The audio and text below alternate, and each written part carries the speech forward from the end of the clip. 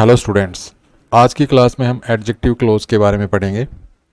देखिए, पिछले कुछ वीडियोस में हम प्रिंसिपल क्लोज के बारे में पढ़ चुके हैं, उसके बाद कोऑर्डिनेट क्लोज के बारे में पढ़ चुके हैं, उसके बाद सबऑर्डिनेट क्लोज के बारे में भी पढ़ चुके हैं।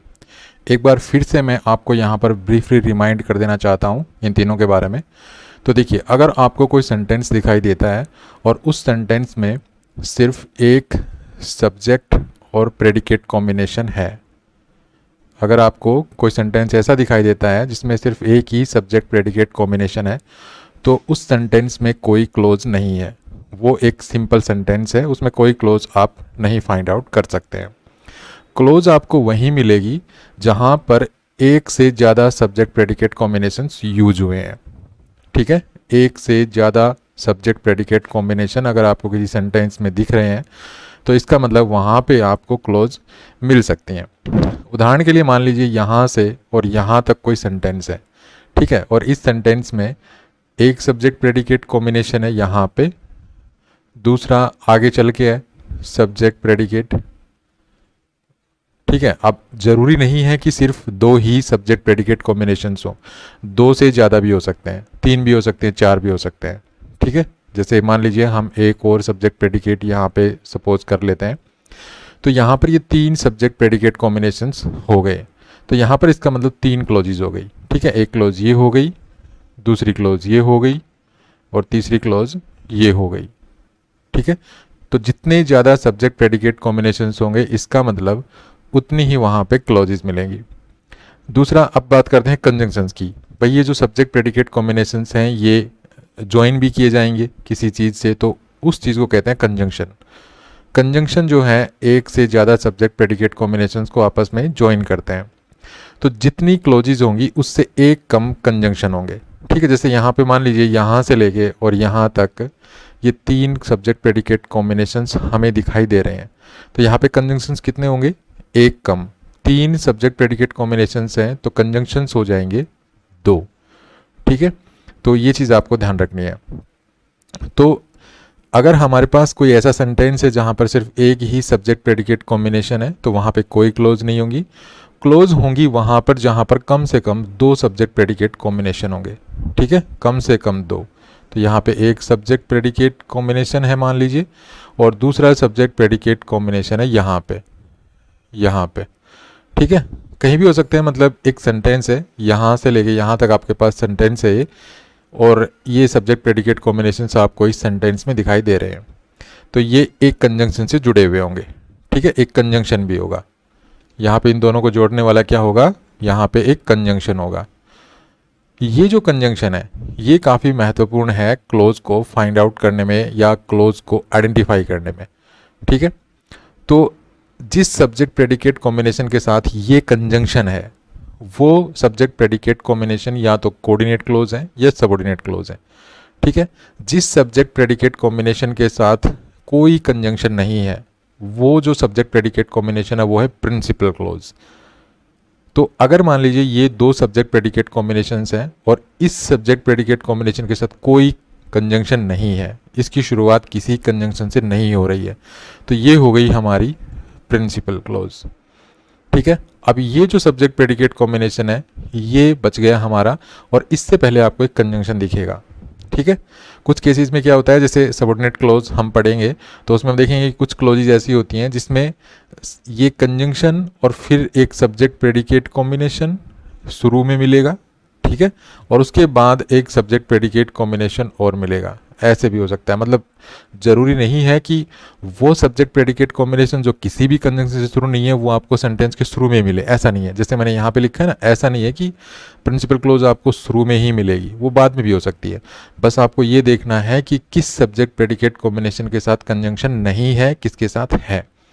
जिस सब्जेक्ट प्रेडिकेट कॉम्बिनेशन से पहले कंजंक्शन आ रहा है वो सब्जेक्ट प्रेडिकेट कॉम्बिनेशन 100% या तो सबऑर्डिनेट क्लोज है या कोऑर्डिनेट क्लोज है, प्रिंसिपल क्लोज नहीं है। प्रिंसिपल क्लोज वही सब्जेक्ट प्रेडिकेट कॉम्बिनेशन होगा जिससे पहले कोई कंजंक्शन नहीं होगा। ठीक है, अब मान लीजिए ये सेंटेंस हम लेते हैं यहाँ से यहाँ तक, और इसमें ये सब्जेक्ट प्रेडिकेट कॉम्बिनेशन है, इससे पहले यहाँ पर ये कंजंक्शन है। ठीक है, तो ये हो जाएगी हमारी सबऑर्डिनेट क्लोज या कोऑर्डिनेट क्लोज, ये कंजंक्शन डिसाइड करेगा। और ये सब्जेक्ट प्रेडिकेट कॉम्बिनेशन, क्योंकि इससे पहले कोई कंजंक्शन नहीं है, ये हो जाएगी हमारी प्रिंसिपल क्लोज। तो ये कुछ बेसिक्स हैं, ठीक है, इनको आपको अच्छी तरह से लर्न करना है, अच्छी तरह से इनको समझना है। तो जिस सब्जेक्ट प्रेडिकेट कॉम्बिनेशन से पहले कोई कंजंक्शन नहीं है वो हो जाएगी हमारी प्रिंसिपल क्लोज, और जिस सब्जेक्ट प्रेडिकेट कॉम्बिनेशन से पहले कोई कंजंक्शन है ये हमारी कोऑर्डिनेट क्लोज होगी या सबऑर्डिनेट क्लोज। अब सबऑर्डिनेट क्लोज है या कोऑर्डिनेट क्लोज है ये डिपेंड करता है इस कंजंक्शन पे। अगर ये कंजंक्शन कोऑर्डिनेट कंजंक्शन है, अगर ये कंजंक्शन कोऑर्डिनेट कंजंक्शन है, तो हमारी ये जो सब्जेक्ट प्रेडिकेट कॉम्बिनेशन है ये कैसी क्लोज कहेंगे हम इसको कहेंगे हम कोऑर्डिनेट क्लोज। और अगर ये ही कंजंक्शन सबऑर्डिनेट कंजंक्शन है, सबऑर्डिनेट कंजंक्शन है मान लीजिए, तो इस क्लोज को, ये जो सब्जेक्ट प्रेडिकेट कॉम्बिनेशन है इसको कौन सी क्लोज कहेंगे, इसको हम कहेंगे फिर सबऑर्डिनेट क्लोज। ठीक है, तो ये कुछ बेसिक्स थे, हालांकि ये सब चीज़ें मैं लास्ट के कुछ वीडियोस में डिटेल से बता चुका हूँ, लेकिन फिर भी मैंने इस वीडियो में ये चीज़ें आपको बताई हैं। उसके बाद आगे बढ़ते हैं। उसके बाद है प्रिंसिपल क्लोज के कोई टाइप नहीं होते हैं। ठीक है, प्रिंसिपल क्लोज वो क्लोज होती है जिसमें एक सब्जेक्ट प्रेडिकेट कॉम्बिनेशन होता है और इसकी शुरुआत किसी भी कंजंक्शन से नहीं होती, हालांकि वो सब्जेक्ट प्रेडिकेट कॉम्बिनेशन किसी दूसरे सब्जेक्ट प्रेडिकेट कॉम्बिनेशन का भी एक पार्ट होता है। ठीक है, मतलब किसी दूसरे सब्जेक्ट प्रेडिकेट कॉम्बिनेशन के साथ यूज हो रहा होता है, वो अकेला नहीं होता है। उसके बाद बात करते हैं कोऑर्डिनेट क्लोज की। कोऑर्डिनेट क्लोज की भी कोई टाइप नहीं होते हैं। ठीक है, कोऑर्डिनेट क्लोज क्या होती है, ये एक ऐसे सब्जेक्ट प्रेडिकेट कॉम्बिनेशन को कहा जाता है जो किसी कोऑर्डिनेट कंजंक्शन से शुरू होता है, तो उसको हम कहते हैं कोऑर्डिनेट क्लोज। अब बात करते हैं सबऑर्डिनेट क्लोज की। तो पिछले वीडियोज में मैंने आपको बताया था कि सबऑर्डिनेट क्लोज जो होती है उसके 3 टाइप्स होते हैं। ठीक है, सबऑर्डिनेट क्लोज के 3 टाइप होते हैं, एक तो नाउन क्लोज, एक एडजेक्टिव क्लोज और एक एडवर्ब क्लोज। ठीक है, अब सबऑर्डिनेट क्लोज बनती कैसे है इसको समझने की कोशिश कीजिए, कैसे बनती है। एक तो होता है सबऑर्डिनेटिंग कंजंक्शन। ठीक है, एक होता है सबऑर्डिनेटिंग कंजंक्शन, उसके बाद एक सब्जेक्ट होता है और उसके बाद एक प्रेडिकेट होता है, ये प्रेडिकेट होता है। तो इससे बनती है बस एक सबऑर्डिनेट क्लोज के सिर्फ ये कंपोनेंट्स होते हैं। और ये जो सबऑर्डिनेट क्लोज है या कोऑर्डिनेट क्लोज लगा लीजिए, मतलब कोऑर्डिनेट क्लोज और सबऑर्डिनेट क्लोज अकेली कभी नहीं आती है। ठीक है, कभी नहीं आएंगी, हमेशा प्रिंसिपल क्लोज के साथ आएंगी। लेकिन एक सिंपल सेंटेंस होता है वो अकेला भी लिखा जा सकता है, उसमें सिर्फ एक ही सब्जेक्ट प्रेडिकेट कॉम्बिनेशन होता है। तो ये जो पार्ट है, जैसे ये इस टाइप का जो स्ट्रक्चर है, ये अगर नाउन का काम करे किसी सेंटेंस में तो नाउन क्लोज होती है। नाउन क्लोज के बारे में हम लास्ट के वीडियो में पढ़ चुके हैं, अगर आपने वो वीडियो नहीं देखा है तो उस वीडियो को देख करके आप नाउन क्लोज के बारे में पूरी डिटेल से जान सकते हैं। और उस वीडियो को जब आप देखेंगे तो नाउन क्लोज को आसानी से पहचान भी सकते हैं, ये भी देख सकते हैं कि भाई नाउन क्लोज हम सेंटेंस में कहाँ यूज़ करते हैं, क्यों यूज़ करते हैं। ठीक है, नाउन क्लोज के बारे में डिटेल से मैंने उसमें बता रखा है। उसके बाद अगर ये पार्ट इस प्रकार का अगर पार्ट है, मान लीजिए इस प्रकार के जो शब्द हैं वो अगर एडजेक्टिव का काम करें किसी सेंटेंस में तो वो होती है एडजेक्टिव क्लोज। ठीक है, पहली बात तो ये है कि ये क्लोज बनेगी, ये जो subordinating conjunction plus subject plus predicate, ये क्लोज बनेगी। अब ये क्लोज अगर नाउन का काम करे तो नाउन क्लोज, अगर ये क्लोज एडजेक्टिव का काम करे तो एडजेक्टिव क्लोज, ये क्लोज अगर एडवर्ब का काम करे तो एडवर्ब क्लोज। नाउन क्लोज के बारे में हम ऑलरेडी पढ़ चुके हैं, इस वीडियो में हमारा मेन फोकस रहेगा एडजेक्टिव क्लोज पे, कि ये जो subordinating conjunction plus subject plus predicate, ये जो ग्रुप है ये एडजेक्टिव क्लोज कब कहा जाएगा, ये एडजेक्टिव की तरह कैसे काम करेगा। ठीक है, ये सब चीज़ें आज की इस वीडियो में हम पढ़ने वाले हैं। तो चलिए आगे बढ़ते हैं। तो आज वीडियो हमारा किस बारे में होगा, आज का वीडियो हमारा होगा एडजेक्टिव क्लोज के बारे में। आज की इस वीडियो में पढ़ेंगे एक एडजेक्टिव क्लोज क्या होती है, एक एडजेक्टिव क्लोज को वाक्य में कैसे पहचाना जा सकता है, एक एडजेक्टिव क्लोज किसी वाक्य में क्या काम करती है, अर्थात एक एडजेक्टिव क्लोज को वाक्य में कैसे प्रयोग किया जाता है। और ये जो पॉइंट है ये हम ऑलरेडी पढ़ चुके हैं कि एडजेक्टिव क्लोज किस क्लोज का टाइप होती है। ठीक है, अगर अभी तक आपने वीडियो को बड़े ध्यान से देखा है, सुना है, तो आपको पता चल गया होगा कि एडजेक्टिव क्लोज किस क्लोज का टाइप होती है। किस क्लोज का टाइप होती है, सबऑर्डिनेट क्लोज का। ठीक है, एडजेक्टिव क्लोज सबऑर्डिनेट क्लोज का टाइप होती है। जैसे अभी मैंने आपको यहाँ पे बताया था, ये देखिए ये एडजेक्टिव क्लोज है, तो किस क्लोज का टाइप है ये सबऑर्डिनेट क्लोज का टाइप है। ओके, तो ये सब चीज़ें हम इस वीडियो में देखने वाले हैं। तो सबसे पहले हम जान लेते हैं कि एडजेक्टिव क्या होता है, क्योंकि जब तक हमें ये नहीं पता होगा कि एडजेक्टिव क्या होता है, हम एडजेक्टिव क्लोज के बारे में नहीं पढ़ सकते, ना ही एडजेक्टिव क्लोज को समझ सकते हैं। तो एडजेक्टिव क्या होता है? The word which gives extra information about a noun और pronoun is called an adjective. भाई वो शब्द जो किसी नाउन या प्रोनाउन के बारे में हमें एक्स्ट्रा इन्फॉर्मेशन देता है, उस शब्द को हम एडजेक्टिव कहते हैं। ठीक है, जैसे कुछ एग्जाम्पल्स लेते हैं। जैसे ये एग्जाम्पल देखिए, Sohan is an intelligent student. अब यहाँ पर जो स्टूडेंट है ये एक नाउन है। ठीक है, अब ये जो इंटेलिजेंट वर्ड है ये इस स्टूडेंट के बारे में एक्स्ट्रा इन्फॉर्मेशन दे रहा है कि कैसा स्टूडेंट? Intelligent student. ठीक है, तो ये इंटेलिजेंट वर्ड क्या हो गया? ये यहाँ पे हो गया एडजेक्टिव। इसी प्रकार से वो एग्जाम्पल लेते हैं, this is a beautiful garden. यहाँ पर जो गार्डन शब्द है ये क्या है? ये यहाँ पे एक नाउन है। अब ये जो ब्यूटीफुल वर्ड है ये इस गार्डन जो कि नाउन है उसको मॉडिफाई कर रहा है, उसके बारे में हमें एक्स्ट्रा इन्फॉर्मेशन दे रहा है। तो ब्यूटीफुल वर्ड जो है ये क्या हो गया? एडजेक्टिव हो गया। तो इस तरह से जो एडजेक्टिव्स होते हैं वो शब्द होते हैं जो किसी नाउन को मॉडिफाई करते हैं, या ये कह लीजिए किसी नाउन के बारे में एक्स्ट्रा इन्फॉर्मेशन देते हैं। ठीक है, या ये कह लीजिए किसी नाउन को एक्सप्लेन करते हैं कि भाई वो कैसा है। जैसे यहाँ पे स्टूडेंट कैसे? इंटेलिजेंट। यहाँ पे गार्डन कैसे? ब्यूटीफुल। तो इस तरह के जो शब्द होते हैं इनको हम एडजेक्टिव कहते हैं। तो जिस प्रकार का काम किसी सेंटेंस में एडजेक्टिव करता है वही काम एडजेक्टिव क्लोज करती है। अब जो एडजेक्टिव वो क्या काम कर रहे हैं? किसी नाउन के बारे में एक्स्ट्रा इन्फॉर्मेशन दे रहा है। तो एडजेक्टिव क्लोज भी हमें क्या करेगी कि वो किसी नाउन के बारे में एक्स्ट्रा इन्फॉर्मेशन देगी। ठीक है, अब क्योंकि वो एक क्लोज है तो वो किससे बनेगी? वो बनेगी सबऑर्डिनेटिंग कंजंक्शन प्लस सब्जेक्ट और प्लस प्रेडिकेट, वो इससे बनेगी।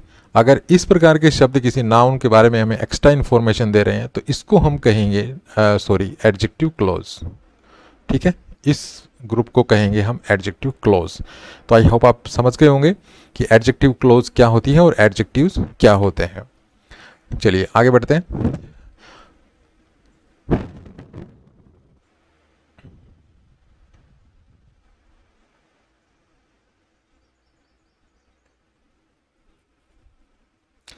चलिए आगे बढ़ते हैं।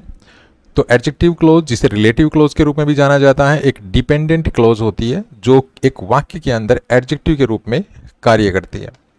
अब डिपेंडेंट क्लोज क्या होती है? डिपेंडेंट क्लोज वह क्लोज होती है जिसका अपना अलग से खुद का कोई अर्थ नहीं होता है, अर्थात ये अपने अर्थ के लिए प्रिंसिपल क्लोज पर निर्भर करती है। कैसे? देखिए, मैंने आपको क्या बताया कि जब भी कोई सबऑर्डिनेट क्लोज होती है वो अगर हम किसी सेंटेंस में देखते हैं या हम यूज करते हैं तो उसको हम अकेला यूज नहीं करते हैं, वो किसी प्रिंसिपल क्लोज के साथ यूज होती है। ठीक है, तो हम एक प्रिंसिपल क्लोज यूज करते हैं, ये प्रिंसिपल क्लोज यूज की हमने, उसके बाद हम जो है सबऑर्डिनेट क्लोज यूज करते हैं, सबऑर्डिनेट क्लोज। ठीक है, सबऑर्डिनेट क्लोज हम यूज करते हैं। अब ये जो सबऑर्डिनेट क्लोज है ये एक ऐसी क्लोज होती है जो अपने अर्थ के लिए इस प्रिंसिपल क्लोज पे डिपेंड करती है, मतलब इसका अपना अर्थ नहीं होता है। इसको अगर आप अलग से लिखेंगे तो ये पूरा मीनिंग कन्वे नहीं करेगी, इसका कोई अर्थ नहीं निकलेगा। ठीक है, और ये जो प्रिंसिपल क्लोज है इसको अगर आप अलग से लिखेंगे, मतलब इस प्रिंसिपल क्लोज को अगर सबऑर्डिनेट क्लोज के बगैर भी लिखेंगे तो इसका पूरा मीनिंग होगा। ठीक है, इसका कंप्लीट मीनिंग होगा। मतलब इसको अगर आप किसी के सामने बोलेंगे इस प्रिंसिपल क्लोज को तो वो समझेगा कि आप क्या कह रहे हैं, लेकिन अगर आप सबऑर्डिनेट क्लोज जो पार्ट है उसको अगर आप बोलेंगे किसी के सामने जाके तो वो नहीं समझ पाएगा कि आप कहना क्या चाहते हैं।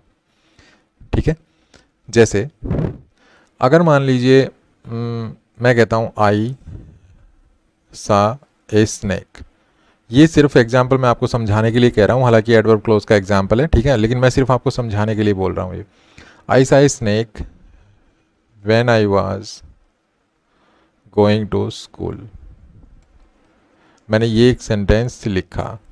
अब इस सेंटेंस में ये जो है हमारी आई सा ए स्नेक ये प्रिंसिपल क्लोज है, और when I was going to school ये हमारी एक सबऑर्डिनेट क्लोज है ये। ठीक है, ये सबऑर्डिनेट क्लोज है।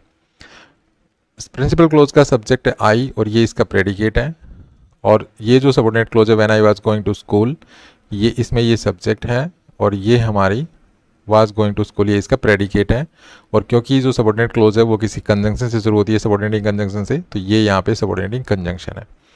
ठीक है, अब यहाँ पे ये प्रिंसिपल क्लोज हो गई और ये हो गया when I was going to school, ये सबऑर्डिनेट क्लोज है। तो मैं यहाँ लिख भी देता हूँ सबऑर्डिनेट क्लोज है ये। तो होता क्या है कि जो प्रिंसिपल क्लोज है वो अपने मीनिंग के लिए खुद पर निर्भर करती है, मतलब इसको अपने मीनिंग के लिए इसकी ज़रूरत नहीं होती है। ठीक है, इसको अगर नहीं भी लिखेंगे आप, तो अगर आप कहेंगे आई सा ए स्नेक, तो इस सेंटेंस का पूरा मीनिंग है, कंप्लीट मीनिंग है। ठीक है, अगर आप ऐसे लिखेंगे आई सा ए स्नेक, तो इसका कंप्लीट मीनिंग है। अगर आप इन शब्दों को जाके किसी के सामने कहेंगे तो वो समझेगा कि आप बोलना क्या चाह रहे हैं। लेकिन अगर आप इन शब्दों को जाके कहें किसी के सामने, when I was going to school, और चुप हो जाएं, तो अगला इंसान कुछ नहीं समझेगा। मतलब आपसे पूछेगा भाई कब देखा, मतलब जब आप स्कूल जा रहे थे तो क्या हुआ, मतलब इन्फॉर्मेशन यहाँ पे अधूरी है, आपने पूरी बात नहीं कही है, इसका ये अर्थ निकलता है। तो इसलिए ये जो क्लोज है, ये जो क्लोज है, इसको अपने मीनिंग के लिए इस क्लोज की ज़रूरत होती है, लेकिन इसको अपने मीनिंग के लिए इस क्लोज की ज़रूरत नहीं होती है।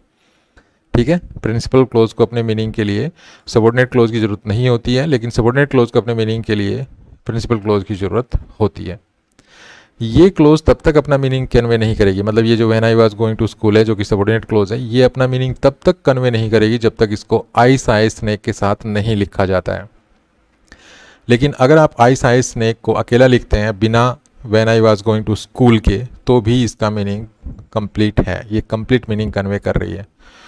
तो जो क्लोज अपना खुद का अर्थ अपने ऊपर, अपने मतलब खुद से ही अगर कन्वे करे, इसको किसी दूसरी क्लोज की ज़रूरत ना पड़े, तो उसको कहते हैं इंडिपेंडेंट क्लोज। तो यहाँ पे प्रिंसिपल क्लोज कह लीजिए, चाहे इसको इंडिपेंडेंट क्लोज कह लीजिए। ठीक है, कुछ बुक्स में इसको प्रिंसिपल क्लोज कहा जाता है, कुछ बुक्स में इसको इंडिपेंडेंट क्लोज के नाम से भी लिखा जाता है। तो प्रिंसिपल क्लोज को इंडिपेंडेंट क्लोज कहते हैं। और जो क्लोज अपने अर्थ के लिए किसी दूसरी क्लोज पर निर्भर रहे, वो खुद से अपना अर्थ कन्वे ना कर पाए, उसको कहते हैं डिपेंडेंट क्लोज।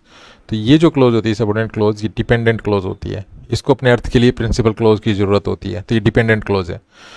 तो यहाँ पर ये जो डिपेंडेंट क्लोज है, ये एडजेक्टिव क्लोज होती है। मतलब एडजेक्टिव क्लोज क्या होती है, डिपेंडेंट क्लोज होती है, ये अपने अर्थ के लिए प्रिंसिपल क्लोज पे निर्भर रहती है। क्योंकि एडजेक्टिव क्लोज सबऑर्डिनेट क्लोज है, तो सबऑर्डिनेट क्लोज क्योंकि डिपेंडेंट क्लोज है, सबऑर्डिनेट क्लोज खुद से ही डिपेंडेंट क्लोज है, वो अपने अर्थ के लिए प्रिंसिपल क्लोज पे डिपेंड रहती है। तो जो सबऑर्डिनेट क्लोज के जो सभी पार्ट्स हैं, noun close, adjective close, adverb close, वो भी डिपेंडेंट हुए। ठीक है, तो उस वजह से ये जो एडजेक्टिव क्लोज है, ये भी डिपेंडेंट क्लोज है। और डिपेंडेंट क्लोज वह क्लोज होती है जिसका अपना अलग से खुद का कोई अर्थ नहीं होता है, अर्थात वह अपने अर्थ के लिए प्रिंसिपल क्लोज पर निर्भर होती है। इसका मुख्य कार्य उस नाउन या प्रोनाउन के बारे में अतिरिक्त जानकारी देना होता है जिसको ये मॉडिफाई करती है। इसका किसका, इस एडजेक्टिव क्लोज का। एडजेक्टिव क्लोज का मुख्य कार्य क्या होता है, उस नाउन या प्रोनाउन के बारे में हमें एक्स्ट्रा इन्फॉर्मेशन देना, जिसको ये क्लोज मॉडिफाई करती है। एक एडजेक्टिव क्लोज रिलेटिव प्रोनाउन से शुरू होती है। ये रिलेटिव प्रोनाउंस होते हैं हु, होम, हुज, विच और दैट। रिलेटिव प्रोनाउन के बारे में मैंने एक वीडियो बना रखा है, इसी चैनल पे आप सर्च कर सकते हैं। वैसे आप यूट्यूब पे बहुत से रिलेटिव प्रोनाउंस के वीडियो हैं। मैं नहीं कहता कि मेरे वीडियो देखें, आप किसी भी क्रिएटर का वीडियो आप देख सकते हैं रिलेटिव प्रोनाउन के ऊपर। तो रिलेटिव प्रोनाउन के बारे में आपको जानकारी होनी चाहिए। तो जो एडजेक्टिव क्लोज होती है वो रिलेटिव प्रोनाउन से शुरू होती है या रिलेटिव एडवर्ब से शुरू होती है। रिलेटिव एडवर्ब जैसे कि व्हेन, व्हाई, वेयर, हाउ। ठीक है, यहाँ पे आप हाउ को भी इंक्लूड कर लीजिए। तो जो ये एडजेक्टिव क्लोज है, इसकी शुरुआत जो है ये रिलेटिव प्रोनाउंस और रिलेटिव एडवर्ब्स से होती है। Relative pronouns who, whose, whom, which, that, और रिलेटिव एडवर्ब्स जैसे कि व्हेन, वेयर, व्हाई। अब यहाँ पे एक चीज़ इंपॉर्टेंट है कि ये जो रिलेटिव प्रोनाउंस है, मैंने क्या बताया था कि एडजेक्टिव क्लोज किससे शुरू होती है। एडजेक्टिव क्लोज शुरू होती है एक सबऑर्डिनेटिंग कंजंक्शन से, और इसके बाद होता है एक सब्जेक्ट, और इसके बाद होता है एक प्रेडिकेट। ठीक है, मैंने आपको ये बताया था। अब कुछ स्टूडेंट्स को एक कन्फ्यूजन हो रहा होगा, भाई मैंने ये बताया था कि ये जो एडजेक्टिव क्लोज है, अर्थात कोई भी सबऑर्डिनेट क्लोज जो है वो सबऑर्डिनेटिंग कंजंक्शन से शुरू होती है, लेकिन यहाँ पे बताया जा रहा है कि एडजेक्टिव क्लोज तो इनसे शुरू होती है, रिलेटिव प्रोनाउन से और रिलेटिव एडवर्ब से। अब ये भी कन्फ्यूजन जो है जायज़ है। तो आपको यहाँ पे ये चीज़ समझनी है कि ये जो सबऑर्डिनेटिंग कंजंक्शन होता है ना, ये यहाँ पे दो रोल प्ले करता है एडजेक्टिव क्लोज के केस में। एक तो ये प्रोनाउन का काम भी करता है। ये जो शब्द होगा यहाँ पे, ये क्योंकि एडजेक्टिव क्लोज होगी, एडजेक्टिव क्लोज की शुरुआत कहाँ से होगी, यहाँ पे लिख रखा है रिलेटिव प्रोनाउन से और रिलेटिव एडवर्ब से। तो यहाँ पे सीधी सी बात है कि ये जो सबऑर्डिनेटिंग कंजंक्शन होगा ये दो रोल प्ले करेगा। एक तो सबऑर्डिनेटिंग कंजंक्शन भी होगा ये, ठीक है, दूसरा ये रिलेटिव प्रोनाउन भी होगा या रिलेटिव एडवर्ब भी होगा। ठीक है, ये मैं आगे बताऊंगा आपको, एग्जांपल्स देखेंगे तब, लेकिन बस आप इतना समझ लीजिए कि एडजेक्टिव क्लोज के केस में ये जो सबऑर्डिनेटिंग कंजंक्शन है ये दो काम करता है। एक तो ये प्रिंसिपल क्लोज और सबऑर्डिनेट क्लोज अर्थात एडजेक्टिव क्लोज को जोड़ेगा यहाँ पे, ठीक है, जोड़ेगा तो उस केस में इसको क्या कहेंगे, कंजंक्शन, तो ये कंजंक्शन का काम भी करेगा। और दूसरा ये रिलेटिव प्रोनाउन भी होता है, ये रिलेटिव एडवर्ब के रूप में भी ये होता है, ठीक है। तो ये चीज़ें आपको यहाँ पे समझनी है। तो एक एडजेक्टिव क्लोज होती है उसकी शुरुआत कहाँ से होती है, रिलेटिव प्रोनाउन से और रिलेटिव एडवर्ब से। वे या तो रेस्ट्रिक्टिव या नॉन रेस्ट्रिक्टिव हो सकती है, मतलब जो एडजेक्टिव क्लोजेज हैं ये रेस्ट्रिक्टिव भी हो सकती हैं अर्थात रेस्ट्रिक्टिव एडजेक्टिव क्लोज या नॉन रेस्ट्रिक्टिव एडजेक्टिव क्लोज। इनके बारे में भी हम इसी वीडियो में देखेंगे लास्ट में, ठीक है। ये भी काफ़ी इंपॉर्टेंट है कि भाई रेस्ट्रिक्टिव एडजेक्टिव क्लोज क्या होती है, नॉन रेस्ट्रिक्टिव एडजेक्टिव क्लोज क्या होती है, ठीक है। वैसे यहाँ पे मैंने लिख भी दिया है कि रेस्ट्रिक्टिव एडजेक्टिव क्लोज क्या होती है, वाक्य के अर्थ के लिए आवश्यक, और नॉन रेस्ट्रिक्टिव एडजेक्टिव क्लोज क्या होती है, जो वाक्य के अर्थ के लिए आवश्यक ना हो, ठीक है। और ये जो क्लोज है ये एक वाक्य के अंदर इनका स्थान और अर्थ एम्फेसिस के आधार पर अलग अलग हो सकता है। मतलब जो एडजेक्टिव क्लोज होती है उसको हम एम्फेसिस के आधार पर या वाक्य के अर्थ के आधार पर उसका जो स्थान है वो अलग अलग हो सकता है, ठीक है। तो ये सब चीज़ें हम आज के इस वीडियो में पढ़ने वाले हैं कि एडजेक्टिव क्लोज क्या होती है। बहुत सी बातें मैंने एडजेक्टिव क्लोज के बारे में आपको यहाँ तक अब तक समझा दी हैं, ठीक है। काफ़ी इंपॉर्टेंट बातें हैं ये। तो एडजेक्टिव क्लोज को समझने के लिए इन बातों का जानना बहुत ही ज़रूरी है। ऐसे कोई भी पॉइंट मैंने नहीं बताया जो फालतू का हो, ठीक है। कोई भी ऐसा पॉइंट मैंने यहाँ पे आपको मेंशन नहीं किया जो फालतू का हो। हर चीज़ अपने आप में इम्पोर्टेंट है। तो हर चीज़ों को, मतलब कोई भी बात यहाँ पे बताइए, कोई भी पॉइंट मैंने यहाँ पे बता के चल रहा हूँ तो वो काफ़ी इंपॉर्टेंट है, उसको थोड़ा सीरियसली लेना है। अब हम बात करते हैं एडजेक्टिव क्लोज के कंपोनेंट्स की। भाई एडजेक्टिव क्लोज के कंपोनेंट्स क्या होते हैं। अभी तक अगर आपने ये वीडियो ध्यान से देखा है, मेरी बातों को ध्यान से सुना है, तो आपको समझ में आ गया होगा कि एडजेक्टिव क्लोज के कंपोनेंट्स क्या होते हैं। एडजेक्टिव क्लोज के कंपोनेंट्स क्या होते हैं। एडजेक्टिव क्लोज के कंपोनेंट्स होते हैं ये, ठीक है, सबऑर्डिनेटिंग कंजंक्शन और सबऑर्डिनेटिंग कंजंक्शन के बाद सब्जेक्ट और एक प्रेडिकेट, ठीक है। अगर आपने वीडियो को अब तक ध्यान से सुना होगा, ध्यान से देखा होगा, सीरियसली देखा होगा, तो आपको ये चीज़ मुझे अब बताने की ज़रूरत नहीं थी। मेरे बताने से पहले ही आपको समझ में आ जाता कि एडजेक्टिव क्लोज के कंपोनेंट्स क्या क्या होते हैं। तो एडजेक्टिव क्लोज किससे बनती है, एक सबऑर्डिनेटिंग कंजंक्शन होता है, एक सब्जेक्ट होता है और एक प्रेडिकेट होता है। इनसे बनती है सब, ये जो है एडजेक्टिव क्लोज है ये, ठीक है। सभी सबऑर्डिनेटिंग क्लोजेज ऐसे ही बनती हैं क्योंकि एडजेक्टिव क्लोज सबऑर्डिनेट क्लोज का एक हिस्सा है, एक पार्ट है, इसलिए ये एडजेक्टिव क्लोज भी इन्हीं कंपोनेंट से बनेगी। बस फ़र्क इतना है कि ये जो कंपोनेंट्स हैं ये एक प्रिंसिपल क्लोज के साथ होने चाहिए। अब ये जो पार्ट होता है सबऑर्डिनेटिंग कंजंक्शन, सब्जेक्ट और प्रेडिकेट, ये जो पार्ट होता है जिसमें एडजेक्टिव क्लोज के कंपोनेंट्स हैं, ये आता है हमेशा प्रिंसिपल क्लोज के साथ, ठीक है। पहले प्रिंसिपल क्लोज होगी, उसके बाद ये सबऑर्डिनेटिंग कंजंक्शन होगा, उसके बाद सब्जेक्ट, उसके बाद ये प्रेडिकेट, ठीक है। तो ये जो पार्ट है ये जो पार्ट है ये ऊपर वाला यही पार्ट है और ये आता है प्रिंसिपल क्लोज के साथ। प्रिंसिपल क्लोज क्या होती है, प्रिंसिपल क्लोज भी एक सब्जेक्ट प्रेडिकेट कॉम्बिनेशन होता है, सब्जेक्ट प्रेडिकेट कॉम्बिनेशन होता है ये भी, लेकिन इसके साथ कोई कंजंक्शन नहीं होता है, मतलब इसकी शुरुआत किसी कंजंक्शन से नहीं होती है, ठीक है। तो आई होप आप इस चीज़ को समझ गए होंगे। और ये जो पार्ट है ये subject subordinating conjunction plus subject plus predicate, ये काम करता है एडजेक्टिव का, ठीक है। तो इसलिए हम इसको एडजेक्टिव क्लोज कहेंगे। पहली बात तो ये क्लोज बन गई, यहाँ पे क्लोज क्यों बन गई, क्योंकि क्लोज क्या होती है, एक सब्जेक्ट प्रेडिकेट का कॉम्बिनेशन होती है। तो सब्जेक्ट प्रेडिकेट का वो कॉम्बिनेशन जो किसी दूसरे सब्जेक्ट प्रेडिकेट के साथ यूज हो रहा हो, तो इस पॉइंट ऑफ व्यू से ये जो है क्लोज बन गई, क्योंकि ये एक दूसरे सब्जेक्ट प्रेडिकेट कॉम्बिनेशन के साथ यूज हुई होगी। वो दूसरा सब्जेक्ट प्रेडिकेट कॉम्बिनेशन क्या है, वो ये है, ये प्रिंसिपल क्लोज, क्योंकि इसमें भी एक सब्जेक्ट प्रेडिकेट कॉम्बिनेशन यहाँ पे हमें मिलता है। तो ये जो सब्जेक्ट प्रेडिकेट कॉम्बिनेशन है ये इस सब्जेक्ट प्रेडिकेट कॉम्बिनेशन के साथ यूज हुआ है और ये एडजेक्टिव का काम करेगा, तो इसलिए हम इस क्लोज को कहेंगे एडजेक्टिव क्लोज, ठीक है। आई होप आप समझ गए होंगे। अब एडजेक्टिव क्लोज के बारे में कुछ इंपॉर्टेंट पॉइंट्स जान लेते हैं। तो सबसे पहला इंपॉर्टेंट पॉइंट है कि an adjective clause contains a subject and a verb और predicate and is preceded by a subordinating conjunction, ठीक है। इसका मतलब क्या हुआ कि जो एडजेक्टिव क्लोज होती है उसमें एक सब्जेक्ट होता है और एक प्रेडिकेट होती है, ठीक है। तो सब्जेक्ट प्रेडिकेट का कॉम्बिनेशन होती है एडजेक्टिव क्लोज, तो ये हम ऑलरेडी पढ़ चुके हैं। और इससे पहले, मतलब ये जो सब्जेक्ट प्रेडिकेट का कॉम्बिनेशन है, इससे पहले जो है एक सबऑर्डिनेटिंग कंजंक्शन होता है, तो ये चीज़ हम पढ़ चुके हैं।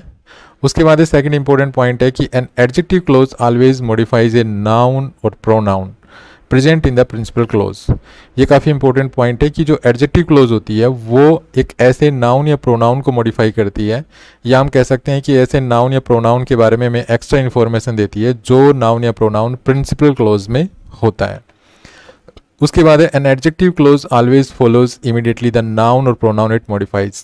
जो एडजेक्टिव क्लोज होती है उसको हम तुरंत उस नाउन या प्रोनाउन के बाद रखते हैं जिस नाउन या प्रोनाउन को ये मॉडिफाई करती है।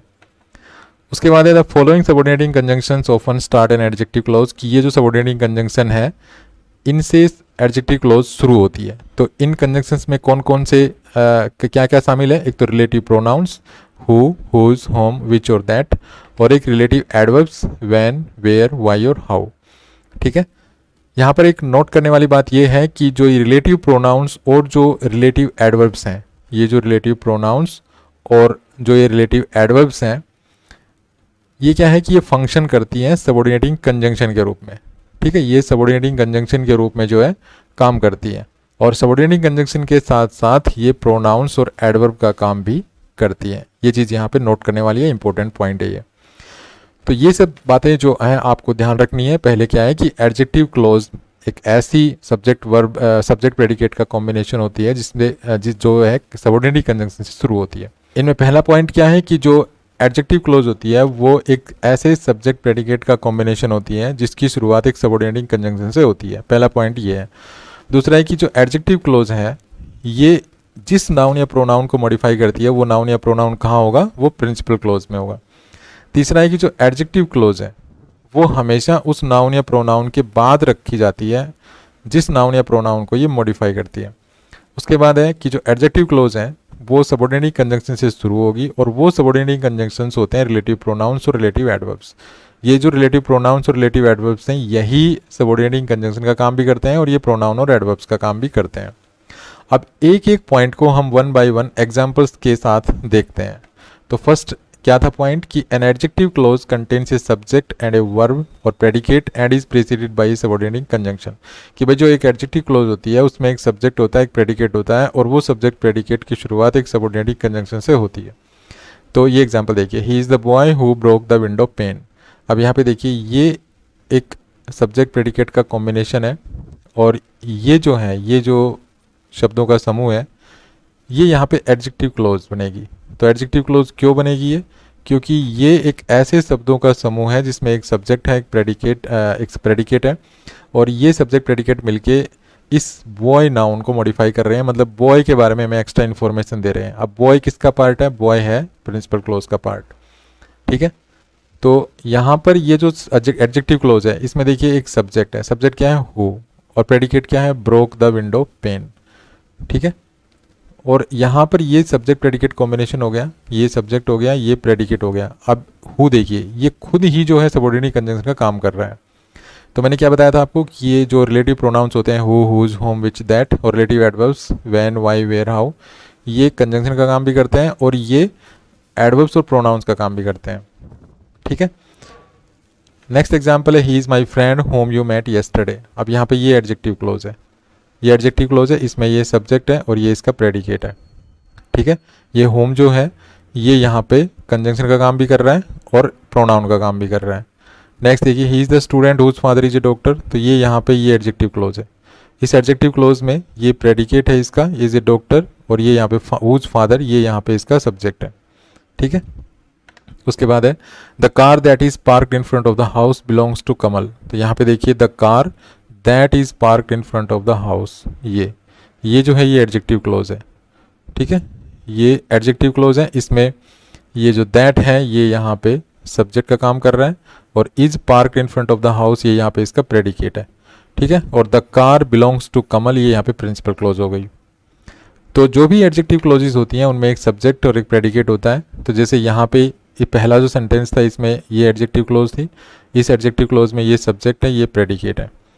तो जब भी एडजेक्टिव क्लोज हु से शुरू होगी तो वो हु जो है वो उस एडजेक्टिव क्लोज का सब्जेक्ट होगा और वो साथ में कंजंक्शन का काम भी करेगा। ठीक है, यहाँ पर भी देखिए होम यू मेट येस्टरडे, तो यहाँ पर जब कोई adjective clause relative pronoun home से शुरू होगी तो उसमें एक अलग से सब्जेक्ट प्रेडिकेट मिलेगा, और ये जो होम है ये एक तो कंजंक्शन का काम करेगा, दूसरा ये प्रोनाउन का काम करेगा। प्रोनाउन मतलब ये जो भी रिलेटिव प्रोनाउंस होंगे, रिलेटिव एडवर्ब्स होंगी, ये अपने आने वाले अपने से पहले आने वाले जो भी नाउन या प्रोनाउन है उनको रेफर करते हैं। जैसे यहाँ पे हु कौन है, यहाँ पे हु की जगह कौन है, ये बॉय। यहाँ पे होम की जगह कौन है, फ्रेंड। मतलब यू मेट येस्टरडे, तो you met whom did you met, you met my friend. ठीक है, यू मेट, मेट का ऑब्जेक्ट यहाँ पे क्या है, माई फ्रेंड। माई फ्रेंड की जगह हमने क्या यूज कर दिया, होम। होम को किसको रेफर कर रहा है, माई फ्रेंड को।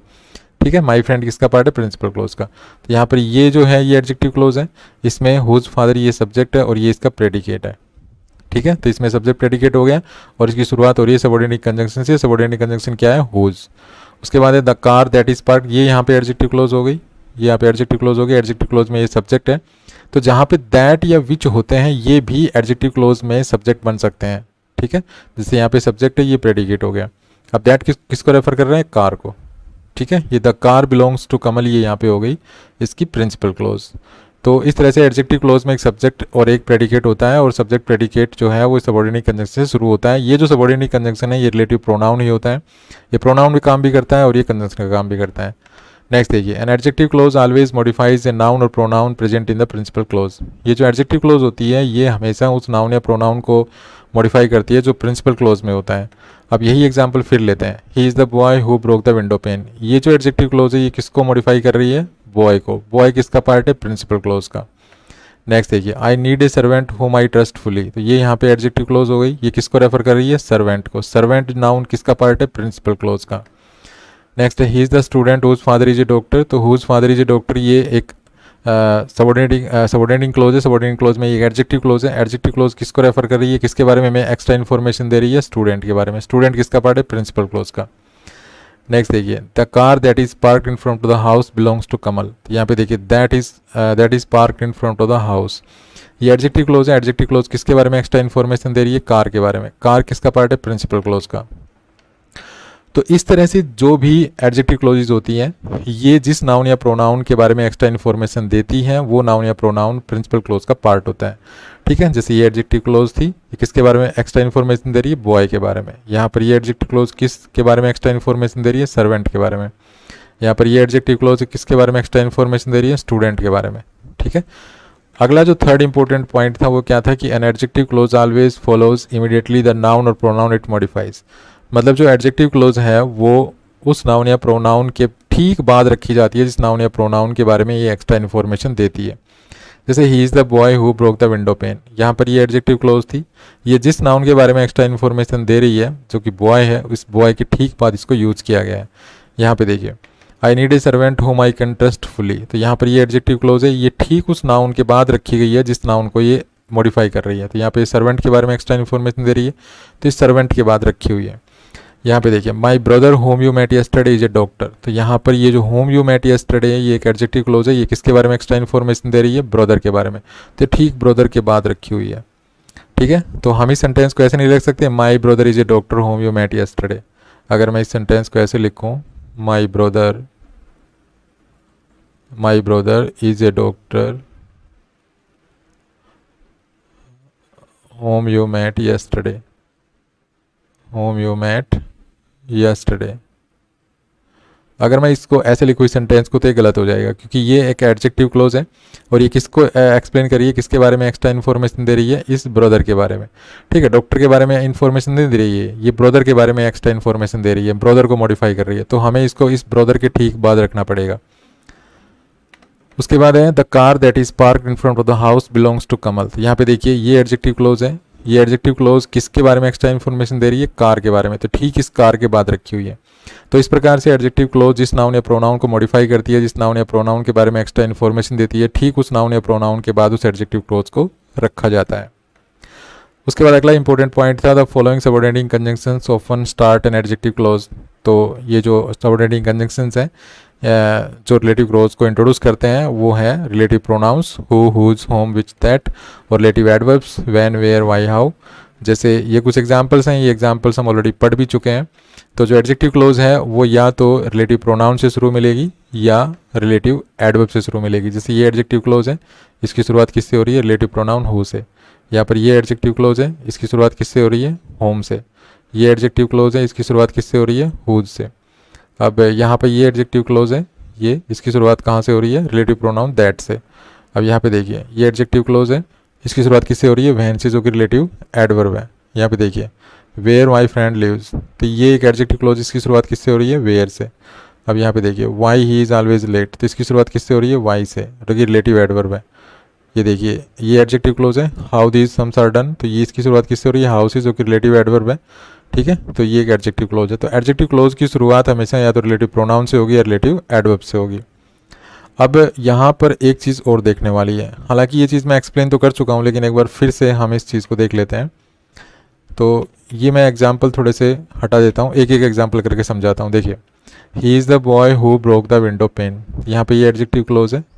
ठीक है, ये एडजेक्टिव क्लोज है। एडजेक्टिव क्लोज किससे शुरू है? हु कंजंक्शन से। ये कंजंक्शन भी है, ये जो हु है ना, ये यहाँ पे कंजंक्शन का काम भी कर रहा है।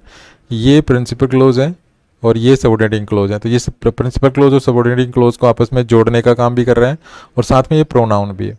ठीक है, अब ये प्रोनाउन है तो ये जाहिर सी बात है, प्रोनाउन है तो ये किसी नाउन के लिए यूज हुआ होगा।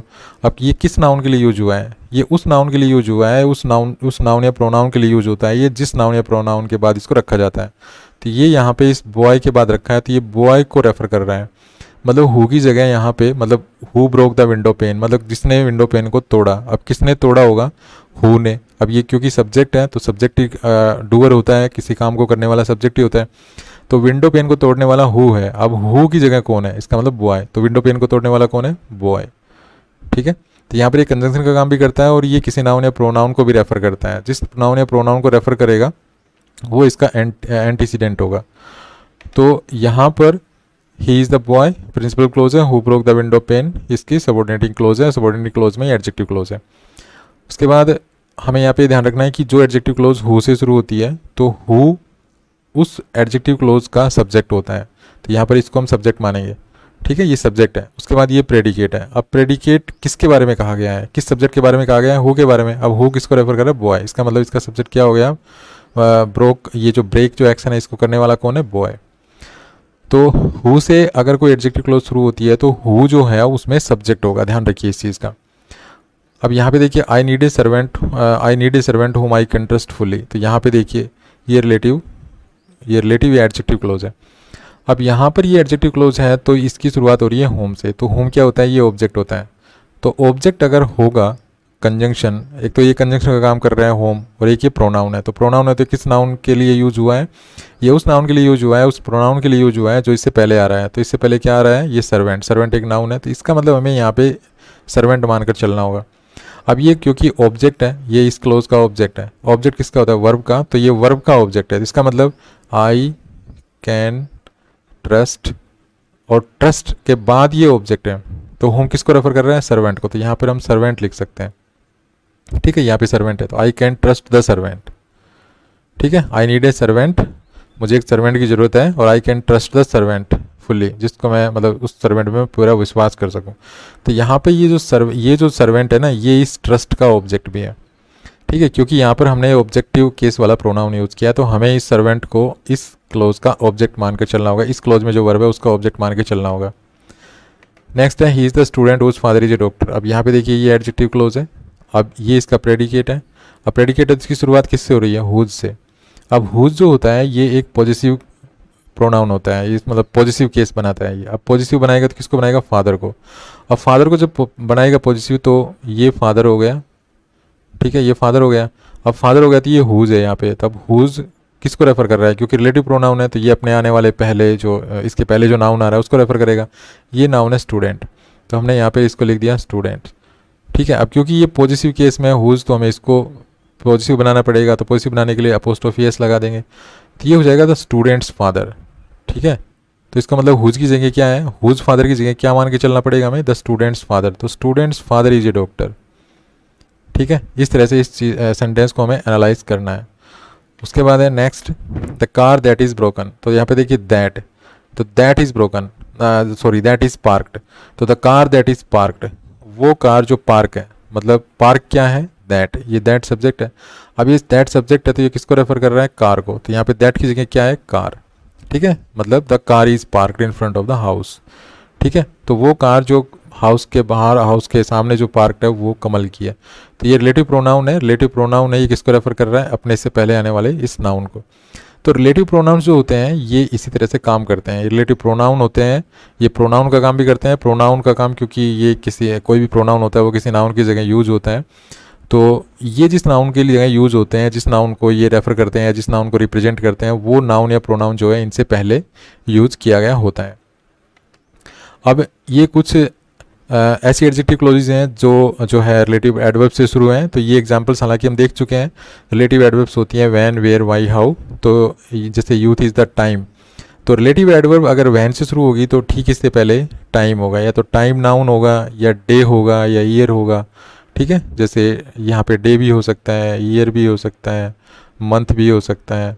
ठीक है, और सीजन भी हो सकता है, स्प्रिंग वगैरह, ठीक है, ऑटम वगैरह। ये तो यहाँ पर कोई ना कोई नाउन मिलेगा आपको यहाँ पे जो टाइम को रेफर करेगा, और उसके बाद आप व्हेन से इसको कनेक्ट कर सकते हैं। उसके बाद अगर रिलेटिव एडवर्ब हमारी वेयर से शुरू होगी तो यहाँ पर कोई ना कोई प्लेस का नाम होगा यहाँ पे। जैसे यहाँ पे हाउस है, this is the house where my friend lives, ये वो घर है जहाँ पर मेरा मित्र जो है वो रहता है। Next, this is the reason. अगर adjective clause relative adverb why से शुरू मिलेगी तो यहाँ पे रीजन मिलेगा आपको, रीजन नाउन मिलेगा इससे पहले। ठीक है, जिस नाउन के लिए ये यूज़ होगी। नेक्स्ट एग्जांपल है can you tell me the way how these sums are done. तो यहाँ पे देखिए ये एक एडजेक्टिव क्लोज है और इसकी शुरुआत रिलेटिव एडवर्ब हाउ से शुरू हुई है। तो रिलेटिव एडवर्ब अगर हाउ से अगर किसी एडजेक्टिव क्लोज की शुरुआत होगी तो इससे पहले नाउन मिलेगा द वे। ठीक है, तो इस तरह से हम जो है रिलेटिव एडवर्ब से शुरू होने वाली एडजेक्टिव क्लोजेस बनाते हैं। तो जो एडजेक्टिव क्लोज होती है उसको हम रिलेटिव एडवर्ब से शुरू कर सकते हैं और रिलेटिव प्रोनाउन से भी शुरू कर सकते हैं। जो रिलेटिव प्रोनाउन या जो रिलेटिव एडवर्ब्स किसी एडजेक्टिव क्लोज की शुरुआत करेगी वही जो है उस क्लोज में कंजंक्शन का काम भी करेंगे। कंजंक्शन मतलब प्रिंसिपल क्लोज और सबऑर्डिनेट क्लोज को जोड़ने का काम। बस एडजेक्टिव क्लोज में यही थोड़ी समझने वाली बात है कि जो कंजंक्शन होता है वही प्रोनाउन भी होता है, वही एडवर्ब भी होता है। बस इसी चीज़ को आपको समझना है। अब यहाँ पर मैं आपको एक चीज़ और क्लियर करना चाहूँगा। तो देखिए यहाँ पे मान लीजिए कोई प्रिंसिपल क्लोज है, ठीक है, यहाँ पे कोई प्रिंसिपल क्लोज है और इसके बाद कोई एडजेक्टिव क्लोज है आगे, ये यहाँ पे एडजेक्टिव क्लोज है, एडजेक्टिव क्लोज। अब एडजेक्टिव क्लोज किससे बनेगी? एक एडजेक्टिव क्लोज बनेगी या तो एक रिलेटिव प्रोनाउन से, रिलेटिव प्रोनाउन और उसके बाद एक सब्जेक्ट और एक प्रेडिकेट, ठीक है, या रिलेटिव एडवर्ब से बनेगी, रिलेटिव एडवर्ब के बाद एक मिलेगा सब्जेक्ट और एक मिलेगा प्रेडिकेट। ठीक है, अब ये रिलेटिव प्रोनाउन और रिलेटिव एडवर्ब जो हैं ये कंजंक्शन का काम भी करेंगे, ये कंजंक्शन का काम भी करेंगे। तो एक तो पहला पॉइंट तो ये कि कंजंक्शन का काम करेंगे, ये चीज़ आपको समझनी है, इंपॉर्टेंट है ये। और उसके बाद ये जो रिलेटिव प्रोनाउन रिलेटिव एडवर्ब्स जो हैं, तो रिलेटिव एडवर्ब्स को तो छोड़ दीजिए, ये बात की बात है, ये समझ जाएंगे तो ये भी समझ जाएंगे। जो रिलेटिव प्रोनाउन होता है ये अपने बाद आने वाला जो सेंटेंस है ये, इसमें ये वर्ब का ऑब्जेक्ट भी हो सकता है, सब्जेक्ट भी हो सकता है, या किसी वर्ड को पॉजिटिव बनाने का काम करता है। फिर सुन लीजिए, ये जो रिलेटिव प्रोनाउन होता है ये रिलेटिव प्रोनाउन अपने बाद आने वाली जो भी क्लोज है, ये सब्जेक्ट प्रेडिकेट है, इसमें या तो ये खुद सब्जेक्ट बनेगा या ये इस वर्ब का ऑब्जेक्ट बनेगा। मतलब ये जो पार्ट है ना, ये इसमें ये सब्जेक्ट या ऑब्जेक्ट या किसी वर्ड को पॉजिटिव बनाने का काम करता है। और ये चीज़ हम देख भी चुके हैं, ये हमने देखी यहाँ पे देखी थी, यहाँ पे हम इन्हीं एग्जाम्पल्स में देख लेते हैं। ये नहीं तो चलिए पहले ही ले लेते हैं, फर्स्ट जो एग्जाम्पल थे उन्हीं पे चलते हैं। यहाँ पर हम इस चीज़ को समझने की कोशिश करते हैं। ठीक है, मैंने क्या बताया था कि यहाँ पर जो रिलेटिव प्रोनाउन होता है वो अपने बाद आने वाला जो पार्ट है ना उसका सब्जेक्ट या ऑब्जेक्ट बनता है। तो ये हु क्या बन रहा है? ये बन रहा है सब्जेक्ट, इस पार्ट में ये सब्जेक्ट का काम कर रहा है। अब ये होम देखिए, ये एडजेक्टिव क्लोज है, तो ये अपने बाद आने वाली जो भी वर्ड्स हैं ये इसके बाद ये जो भी वर्ड है, मतलब इसके बाद वर्ड्स कौन से हैं ये, इसमें ये ऑब्जेक्ट का काम करेगा, सब्जेक्ट का काम करेगा, या किसी वर्ड को पॉजिटिव बनाएगा। तो ये होम जो है ये सब्जेक्ट तो बन नहीं सकता क्योंकि सब्जेक्ट तो हु होता है, होम ऑब्जेक्टिव केस होता है, तो ये इस वर्ब का ऑब्जेक्ट बनाएगा। ठीक है, ये इस वर्ब का ऑब्जेक्ट है होम, और होम किसको रेफर कर रहा है? फ्रेंड को। तो इसका मतलब मैट का ऑब्जेक्ट क्या होगा? फ्रेंड। आगे देखिए, he is the student whose father is a doctor. तो यहाँ पे देखिए ये एडजेक्टिव क्लोज है। ठीक है, अब ये हुज रिलेटिव प्रोनाउन है, तो ये अपने बाद आने वाले शब्दों के साथ इसका क्या रिलेशन होगा कि ये पॉजिटिव है। तो पॉजिटिव किसको बनाएगा? ये फादर को पॉजिटिव बनाएगा। फादर को पॉजिटिव किसके साथ बनाएगा? क्योंकि ये जिस नाउन को रेफर कर रहा है उसको पॉजिटिव केस में लिखेंगे। तो यहाँ पे लिखेंगे द स्टूडेंट्स फादर। ठीक है। तो इस तरह से जो भी रिलेटिव प्रोनाउंस होते हैं वो अपने बाद आने वाले जो शब्द होते हैं उनमें या तो सब्जेक्ट बनते हैं या ऑब्जेक्ट बनते हैं या किसी शब्द को पॉजिटिव बनाने का काम करते हैं। आइए अब देखते हैं कि रेस्ट्रिक्टिव एडजेक्टिव क्लॉज क्या होती हैं और नॉन रेस्ट्रिक्टिव एडजेक्टिव क्लॉजेस क्या होती हैं। तो देखिए, जो रेस्ट्रिक्टिव और नॉन रेस्ट्रिक्टिव रिलेटिव क्लॉजेस हैं इनको कुछ दूसरे नामों से भी जाना जाता है, तो वो भी हमें पता होना चाहिए। तो ये जो रेस्ट्रिक्टिव रिलेटिव क्लॉज है इसको हम एसेंशियल रिलेटिव क्लॉज भी कहते हैं और डिफाइनिंग रिलेटिव क्लॉज भी कहते हैं। कहीं भी आपको अगर एसेंशियल रिलेटिव क्लॉज लिखा मिले या डिफाइनिंग रिलेटिव क्लॉज लिखा मिले तो इट मीन्स ये रेस्ट्रिक्टिव रिलेटिव क्लॉज के ही नाम है। उसके अलावा नॉन रेस्ट्रिक्टिव रिलेटिव क्लॉज को हम नॉन एसेंशियल रिलेटिव क्लॉज भी कहते हैं और नॉन डिफाइनिंग रिलेटिव क्लॉज भी कहते हैं। तो अगर आपको कहीं ये दो नाम लिखे मिले कहीं भी तो इट मीन्स ये नॉन रेस्ट्रिक्टिव रिलेटिव क्लॉज के ही नाम है। अब नेक्स्ट जो पॉइंट है जो हमें पता होना चाहिए कि रेस्ट्रिक्टिव रिलेटिव क्लॉज और नॉन रेस्ट्रिक्टिव रिलेटिव क्लॉज ये दोनों ही रिलेटिव क्लॉज होती हैं, ठीक है। और रिलेटिव क्लॉज हमेशा या तो रिलेटिव प्रोनाउन से शुरू होती हैं या रिलेटिव एडवर्ब से शुरू होती हैं। रिलेटिव प्रोनाउन जैसे कि विच, दैट, हु, हुज और होम, और रिलेटिव एडवर्ब जैसे कि वैन, वाई और वेयर। इनके बारे में ये जो रिलेटिव क्लॉजेस मैं बता रहा हूँ वैन, वेयर, वाई, इनके बारे में हम लास्ट के कुछ वीडियोज़ में डिटेल से पढ़ चुके हैं। अगर आपने इनके बारे में नहीं पता है तो आप उन वीडियोज़ को देख सकते हैं, उनके बारे में पढ़ सकते हैं। आइए अब देखते हैं कि कब किसी रिलेटिव क्लॉज को हम रेस्ट्रिक्टिव रिलेटिव क्लॉज कहेंगे और कब किसी रिलेटिव क्लॉज को हम नॉन रेस्ट्रिक्टिव रिलेटिव क्लॉज कहेंगे। तो इसके लिए इस एग्जाम्पल को देखें। ये एग्जाम्पल है the boy who is seating on the bench is my brother. अब ये कॉम्प्लेक्स सेंटेंस है, इसमें the boy is my brother ये यहाँ पे मेन क्लॉज है और who is seating on the bench ये यहाँ पे सबऑर्डिनेट क्लॉज है, ठीक है। अब क्लॉज क्या होती है? क्लॉज एक शब्दों का समूह होता है जिसमें एक सब्जेक्ट होता है और एक प्रेडिकेट होता है, ठीक है। एक सब्जेक्ट होता है और प्रेडिकेट होता है। तो ऐसे शब्दों का समूह अगर किसी बड़े सेंटेंस का पार्ट होता है तो उसको हम क्लॉज कहते हैं। तो यहाँ पे दो क्लॉजेज हैं इस सेंटेंस में, the boy is my brother ये मेन क्लॉज है, मेन क्लॉज को हम प्रिंसिपल क्लॉज भी कह सकते हैं, और who is seating on the bench ये यहाँ पे सबऑर्डिनेट क्लॉज है। तो यहाँ पर ये जो आप रेड कलर में जो शब्द देख रहे हैं who is seating on the bench ये क्लॉज है, इसमें हु सब्जेक्ट है और is seating on the bench इसका प्रेडिकेट है, तो ये क्लॉज है। अब ये जो क्लॉज है ये who is seating on the bench ये एक डिस्क्रिप्शन है। अब डिस्क्रिप्शन किसका है? ये बॉय का, ठीक है। तो जब भी रिलेटिव क्लॉज कहीं पर यूज करते हैं हम तो रिलेटिव क्लॉज किसी ना किसी नाउन या नाउन फ्रेज का डिस्क्रिप्शन होती है।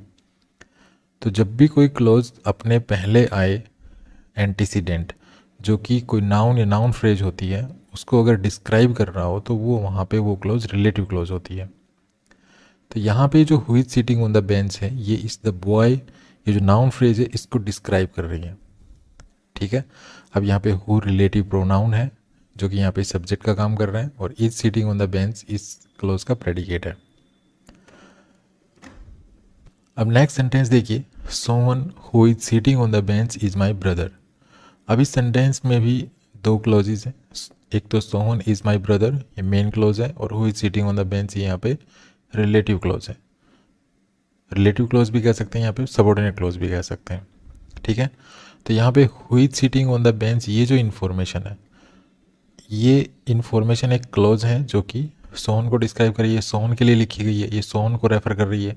जिस प्रकार से who is seating on the bench इस सेंटेंस में बॉय को रेफर कर रही है ये क्लॉज, इसी प्रकार से ये जो क्लॉज है who is seating on the bench ये किसके लिए यूज़ की गई है? सोहन के लिए। बेंच पे कौन बैठा है? सोहन। और इस क्लॉज में हु सब्जेक्ट हो गया और is seating on the bench इसका प्रेडिकेट हो गया, ठीक है। हु यहाँ पर भी रिलेटिव प्रोनाउन है। अभी हम रिलेटिव प्रोनाउन को देख रहे हैं, आगे हम देखेंगे कि कब किसी रिलेटिव क्लॉज को हम रिलेटिव एडवर्ब से शुरू करते हैं, ठीक है। वो हम आगे देखेंगे, लेकिन फिलहाल हम ये समझ लेते हैं कि जो रिलेटिव क्लॉज होती है ये रेस्ट्रिक्टिव या नॉन रेस्ट्रिक्टिव कैसे होती है। तो अब इन दोनों सेंटेंसेस को हमने अच्छी तरह से एनालाइज कर लिया कि दोनों सेंटेंस कॉम्प्लेक्स सेंटेंस हैं और इसमें एक मेन क्लॉज है एक सबऑर्डिनेट क्लॉज है। अब हमें ये फाइंड आउट करना है कि किस सेंटेंस में रेस्ट्रिक्टिव रिलेटिव क्लॉज है और किस सेंटेंस में नॉन रेस्ट्रिक्टिव रिलेटिव क्लॉज है। तो इस सेंटेंस को देखिए, सबसे पहले पहले सेंटेंस को, अब हमें ये देखना है कि इस सेंटेंस में ये जो इन्फॉर्मेशन है क्या इसकी वैल्यू है, इसका महत्व है। अगर मैं इसको हटा दूं तो क्या इस सेंटेंस का मीनिंग वही है जो जो स्पीकर है वो कन्वे करना चाहता है, या इसको हटाने के बाद क्या लिसनर स्पीकर के मीनिंग को समझ पाएगा। ठीक है, ये सब चीज़ें हमें देखनी है। तो अगर मैं who is seating on the bench को हटा दूं यहाँ से तो ये सेंटेंस बन जाएगा the boy is my brother. अब होता क्या है कि इस सेंटेंस का अगर मैं मीनिंग देखूं, the boy who is seating on the bench is my brother, कि वो लड़का जो बेंच पे बैठा है वो मेरा भाई है। लेकिन इस सेंटेंस को अगर मैं ऐसे कहूँ, the boy is my brother, वो लड़का मेरा भाई है, ऐसे लग रहा है जैसे कि एक ग्रुप है और उस ग्रुप में कुछ लड़के खड़े हैं और स्पीकर उन लड़कों की तरफ इशारा करके कहता है वो लड़का मेरा भाई है। तो क्या लिसनर समझ पाएगा कि स्पीकर किस लड़के की बात कर रहा है? नहीं समझ पाएगा। तो यहाँ पे इस सेंटेंस के मीनिंग को कन्वे करने के लिए, इस सेंटेंस के मीनिंग को कंप्लीट करने के लिए, या हम ऐसा कह सकते हैं कि लिसनर स्पीकर की बात को अच्छी तरह से समझ जाए, इस चीज़ के लिए ये जो इन्फॉर्मेशन थी who is seating on the bench, ये यहाँ पे ज़रूरी है। ठीक है ना, अगर हम इस इन्फॉर्मेशन को हटा देंगे और ऐसे लिख देंगे तो लिसनर ये नहीं समझ पाएगा कि स्पीकर किस लड़के की बात कर रहा है। तो इस तरह से ये जो इन्फॉर्मेशन है who is seating on the bench, ये इस बॉय नाउन को डिफाइन करने के लिए यूज़ की गई है, इसकी एक पहचान बताने के लिए यूज़ की गई है। अगर हम इसको हटा दें तो इस बॉय की क्या पहचान होगी हमें नहीं पता, कौन सा लड़का। ठीक है, तो ये यहाँ पे एक एसेंशियल इन्फॉर्मेशन है। ये जो द बॉय के बाद में जो who is seating on the bench है, ये एक एसेंशियल इन्फॉर्मेशन है। तो हमने पहले पढ़ा था कि ये पहली बात तो ये रिलेटिव क्लोज है। दूसरी बात, ये जो रिलेटिव क्लोज जो जिस इन्फॉर्मेशन को इस सेंटेंस में दे रही है, या जो इन्फॉर्मेशन हमें बॉय के बारे में, या हम कह सकते हैं इसके एंटीसीडेंट के बारे में दे रही है, ये जो इन्फॉर्मेशन है एसेंशियल इन्फॉर्मेशन है। तो इस क्लोज को हम यहाँ पे कहेंगे रेस्ट्रिक्टिव रिलेटिव क्लोज। इस क्लोज को हम सेंटेंस से ड्रॉप नहीं कर सकते। अगर हम इस क्लोज को या इस इन्फॉर्मेशन को सेंटेंस से हटाएंगे तो सेंटेंस के मीनिंग पर प्रभाव पड़ेगा, सेंटेंस का मीनिंग कंप्लीट नहीं होगा, लिसनर नहीं समझ पाएगा कि स्पीकर किस बॉय की बात कर रहा है। दूसरा, अगर हम ये सेकंड सेंटेंस लें और इसमें से अगर हम who is seating on the bench को हटा दें तो हम देखते हैं कि इस पर क्या प्रभाव पड़ता है, क्या सेंटेंस का मीनिंग फिर भी सही रहता है, सेंटेंस समझने लायक बचता है। तो अगर हम इसको हटा दें, इस सेंटेंस में से who is seating on the bench को हटा दें तो हमारा सेंटेंस बन जाएगा सोहन इज़ माई ब्रदर। अब हम देख पा रहे हैं कि चाहे हम ये सेंटेंस कह लें कि Sohan who is seating on the bench is my brother, ठीक है ना, अगर लिसनर मान लीजिए ये कुछ स्टूडेंट्स हैं, कुछ स्टूडेंट्स का ग्रुप है कोई भी, और उसमें कुछ स्टूडेंट्स खड़े हैं, ठीक है, और उन स्टूडेंट्स की तरफ इशारा करके स्पीकर कहता है कि भाई सोहन इज़ माई ब्रदर, ये उस ग्रुप में सोहन मेरा भाई है। तो लिसनर आराम से समझ जाएगा कि भाई ये ग्रुप है और इस ग्रुप में सोहन नाम का लड़का स्पीकर का भाई है।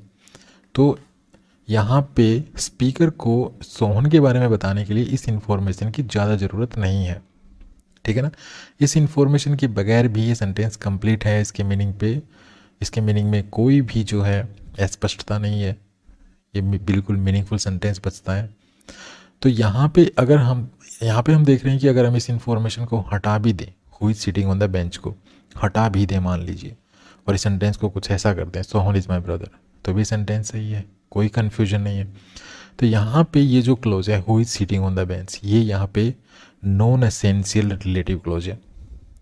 ठीक है, नॉन एसेंशियल या हम कह सकते हैं नॉन रेस्ट्रिक्टिव रिलेटिव क्लोज है। तो आई होप आप समझ गए होंगे कि एसेंशियल या रेस्ट्रिक्टिव या नॉन रेस्ट्रिक्टिव क्लोजेस क्या होती है। तो हमेशा याद रखिए कि like relative pronouns, relative adverbs can introduce A restrictive close also called a defining clause, or a non-restrictive clause also known as non-defining clause। कहने का मतलब है कि रिलेटिव प्रोनाउन की तरह ही जो रिलेटिव एडवर्ब्स होती हैं, रिलेटिव एडवर्ब्स मतलब व्हेन, वेयर और वाई, ये जो एडवर्ब्स होती हैं ये भी किसी रेस्ट्रिक्टिव रिलेटिव क्लोज को इंट्रोड्यूस कर सकती हैं, शुरू कर सकती हैं। मतलब कोई भी जो रिलेटिव क्लोज होती है वो रिलेटिव प्रोनाउन की तरह ही जो है रिलेटिव एडवर्ब से भी शुरू की जा सकती है। ठीक है, तो चाहे रेस्ट्रिक्टिव क्लोज हो चाहे नॉन रेस्ट्रिक्टिव क्लोज हो, इन दोनों प्रकार की ही क्लोजेस को हम रिलेटिव प्रोनाउन से भी शुरू कर सकते हैं और रिलेटिव एडवर्ब से भी शुरू कर सकते हैं। बस आपको ये याद रखना है कि the information provided by the restrictive relative clause is essential for the sentence to make sense. कि जो इंफॉर्मेशन रेस्ट्रिक्टिव रिलेटिव क्लोज के द्वारा प्रोवाइड की जाती है वो इंफॉर्मेशन सेंटेंस के कंप्लीट मीनिंग के लिए या सेंटेंस को मीनिंगफुल बनाने के लिए एसेंशियल होती है। ठीक है ना, वो एक एसेंशियल इन्फॉर्मेशन होती है।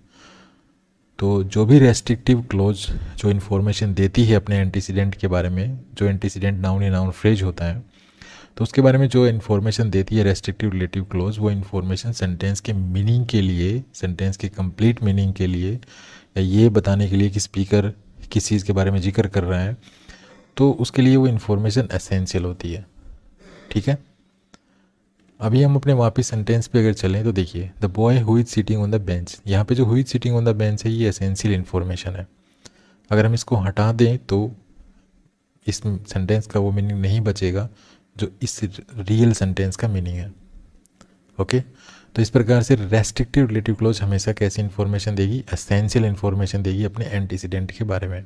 दूसरा, जो रेस्ट्रिक्टिव रिलेटिव क्लोज होती है वो must not be set apart from the rest of the sentence by commas.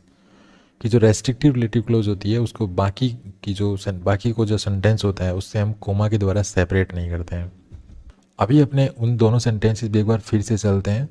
तो यहाँ इन सेंटेंसेस को देखिए, यहाँ पे ये रेस्ट्रिक्टिव क्लोज थी। ठीक है, ये रेस्ट्रिक्टिव क्लोज थी, तो यहाँ पे कोई भी कोमा से इसको सेपरेट नहीं किया गया इसके बाकी सेंटेंस से। ठीक है ना, देखिए कहीं भी कोमा नहीं है। लेकिन यहाँ पे ये नॉन रेस्ट्रिक्टिव रिलेटिव क्लोज थी, यहाँ पे इसको बाकी सेंटेंस कोमा से सेपरेट किया गया है। यहाँ भी कोमा है, देख पा रहे हैं आप, यहाँ भी कोमा है और यहाँ पर भी कोमा है। तो कोमा से जो है इसको बाकी सेंटेंस से सेपरेट किया गया है। तो ये चीज़ आपको हमेशा ध्यान रखनी है कि रेस्ट्रिक्टिव रिलेटिव क्लोज को बाकी सेंटेंस से कोमा के द्वारा सेपरेट नहीं किया जाता है और नॉन रेस्ट्रिक्टिव क्लोज को बाकी सेंटेंस से कोमा के द्वारा सेपरेट किया जाता है। ठीक है, चलिए एक और एग्जांपल लेते हैं। The house where I was born is very special place. यहाँ पे सेंटेंस में दो क्लोजेस हैं, एक तो the house is a very special place, ठीक है, और दूसरी क्लोज क्या है, वेयर आई वॉज बोर्न। तो वेयर आई वॉज बोर्न ये जो क्लोज है, यहाँ पे किससे शुरू हो रही है, वेयर से। तो वेयर क्या है, एक रिलेटिव एडवर्ब है। तो यहाँ पे ये जो क्लोज है ये एक रिलेटिव क्लोज है। सबसे पहले तो हमें ये पता होना चाहिए कि कैसी क्लोज है, रिलेटिव क्लोज है। अब कैसे है रिलेटिव क्लोज, क्योंकि ये अपने पहले आए एंटीसीडेंट जो कि एक नाउन फ्रेज है उसके बारे में इंफॉर्मेशन दे रही है। ठीक है, पहली बात तो ये क्लोज है। कैसे है क्लोज, क्योंकि ये एक ऐसे शब्दों का समूह है जिसमें एक सब्जेक्ट है और प्रेडिकेट है। तो सब्जेक्ट हो गया आई, वाज बोर्न हो गया प्रेडिकेट। ठीक है, तो ये एक ऐसे शब्दों का समूह है जो एक क्लोज है। दूसरा, ये जो क्लोज है ये अपने पहले आए एंटीसीडेंट जो कि नाउन या नाउन फ्रेज होता है उसके बारे में एक्स्ट्रा जो है इन्फॉर्मेशन दे रही है। अब हमें ये देखनी है कि इन्फॉर्मेशन एसेंशियल है या नॉन एसेंशियल है। अब एसेंशियल है तो ये इट मीन्स ये एसेंशियल है तो इसका मतलब ये रेस्ट्रिक्टिव रिलेटिव क्लोज है, और अगर नॉन एसेंशियल है तो ये नॉन रेस्ट्रिक्टिव रिलेटिव क्लोज है। तो इसके लिए हम क्या करेंगे, इस इन्फॉर्मेशन को हटा के देख लेते हैं। हटा के देखेंगे तो हमारा सेंटेंस बन जाएगा the house is a very special one. तो हम देख रहे हैं कि यहाँ पर जब हमने वेयर आई वाज बोर्न को हटा दिया है तो ये सेंटेंस कुछ ऐसा दिखेगा, the house is a very special one. लेकिन यहाँ पर स्पीकर ये कहना चाह रहा है कि वो घर जिसमें मैं पैदा हुआ था वो बहुत ही स्पेशल प्लेस है। ठीक है, लेकिन इस सेंटेंस में क्या हुआ कि अगर इस सेंटेंस को हम लें तो इस सेंटेंस में ये नहीं बताया जा रहा कि किस घर की बात हो रही है। The house is a very special place, वो घर बहुत स्पेशल प्लेस है। अब अगर स्पीकर ये कहेगा वो घर बहुत स्पेशल प्लेस है तो लिसनर नहीं समझ पाएगा कि स्पीकर किस घर की बात कर रहा है। तो इस सेंटेंस में ये जो इन्फॉर्मेशन थी, ध्यान रखना है आपको, ये जो इन्फॉर्मेशन है ये एक रिलेटिव क्लोज है और ये रिलेटिव क्लोज रिलेटिव एडवर्ब से शुरू हो रही है। ठीक है ना, वेयर एक रिलेटिव एडवर्ब होती है, इसमें वेयर एक रिलेटिव एडवर्ब है, ये इस रिलेटिव क्लोज का सब्जेक्ट है आई, और वाज बोर्न इसका प्रेडिकेट है। ठीक है, तो यहाँ पर ये इन्फॉर्मेशन इस सेंटेंस के मीनिंग के लिए बहुत ही ज़रूरी है, एसेंशियल इन्फॉर्मेशन है ये। अब एसेंशियल इन्फॉर्मेशन है तो ये जो वेयर आई वाज बोर्न है ये एक रेस्ट्रिक्टिव रिलेटिव क्लोज है जो एडवर्ब से शुरू हो रही है। ठीक है, चलिए नेक्स्ट सेंटेंस लेते हैं। Next sentence, I will always remember the river where we learn to swim. मैं हमेशा उस नदी को याद रखूँगा जिसमें हमने तैरना सीखा था। अब यहाँ पे देखिए where we learn to swim, अब ये जो इन्फॉर्मेशन है ये एक क्लोज है, क्योंकि एक ऐसे शब्दों का समूह जिसमें एक सब्जेक्ट है, वी यहाँ पे सब्जेक्ट है, लर्न यहाँ पे वर्ब है और टू स्विम इस लर्न का ऑब्जेक्ट है। तो इट मीन्स हम कह सकते हैं कि वी यहाँ पे सब्जेक्ट है और लर्न टू स्विम यहाँ पे इसका प्रेडिकेट है। ठीक है, और वेयर यहाँ पे एक एडवर्ब है। अब ये जो सारी इन्फॉर्मेशन है ये किसके बारे में है? रिवर के बारे में। ठीक है, तो यहाँ पे ये जो क्लोज है where we learn to swim, ये अपने पहले आए एंटीसीडेंट जो कि एक नाउन फ्रेज है द रिवर, इसके बारे में इंफॉर्मेशन दे रही है। मतलब ये इस द रिवर का डिस्क्रिप्शन है। तो जब भी कोई क्लोज अपने पहले आए नाउन या नाउन फ्रेज के बारे में इंफॉर्मेशन देती है तो वो क्लोज वहाँ पे रिलेटिव क्लोज होती है। अब हमें देखना है कि ये क्लोज रेस्ट्रिक्टिव रिलेटिव क्लोज है या नॉन रेस्ट्रिक्टिव रिलेटिव क्लोज है। तो सीधी सी बात है, इस इंफॉर्मेशन को हम हटा के देख लेते हैं। जब हम हटा के देखेंगे इस इंफॉर्मेशन को तो इस सेंटेंस कुछ ऐसा दिखेगा, आई will always remember the river. तो एक तो स्पीकर ये बात बोल रहा है, मान लीजिए I will always remember the river where we learn to swim, मैं हमेशा उस नदी को याद रखूँगा जिसमें हमने या जहाँ पर हमने तैरना सीखा था। और एक ये सेंटेंस बोले आई will always remember the river, मैं उस नदी को हमेशा याद रखूँगा, और सिर्फ इतनी बोल के बात को और स्टॉप हो जाए। तो क्या आप समझ पा रहे हैं कि अगर ये सेंटेंस स्पीकर बोले तो लिसनर समझ पाएगा कि किस नदी की बात हो रही है? नहीं समझ पाएगा। तो यहाँ पर लिसनर यहाँ ये नहीं समझ पा रहा इस सेंटेंस के द्वारा कि किस नदी की बात हो रही है। लेकिन अगर इस सेंटेंस को हम बोलें, ठीक है ना, इस सेंटेंस को अगर हम यूज़ करें तो यहाँ पर ये रिलेटिव क्लोज लिख रखी है जो कि रिवर को जो है डिस्क्राइब कर रही है। तो यहाँ पे कंप्लीट मीनिंग है, यहाँ पे लिसनर समझ पाएगा कि स्पीकर किस नदी की बात कर रहा है। और यहाँ पर इस सेंटेंस के द्वारा लिसनर नहीं समझ पाएगा कि स्पीकर किस नदी की बात कर रहे हैं। तो यहाँ पे ये इन्फॉर्मेशन सेंटेंस के मीनिंग को कन्वे करने के लिए, कंप्लीट मीनिंग को कन्वे करने के लिए ये इन्फॉर्मेशन यहाँ पे एसेंशियल है, मतलब ज़रूरी है।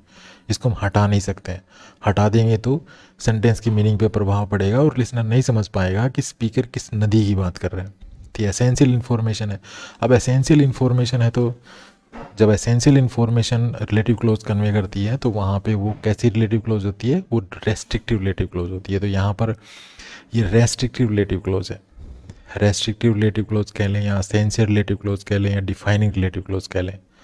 तो डिफाइनिंग रिलेटिव क्लोज कैसे है कि ये जो इन्फॉर्मेशन है, ये जो रिलेटिव क्लोज है, ये इस रिवर को डिफाइन कर रही है। ठीक है, डिफाइन करने के लिए इसको यहाँ पे लिखा गया है।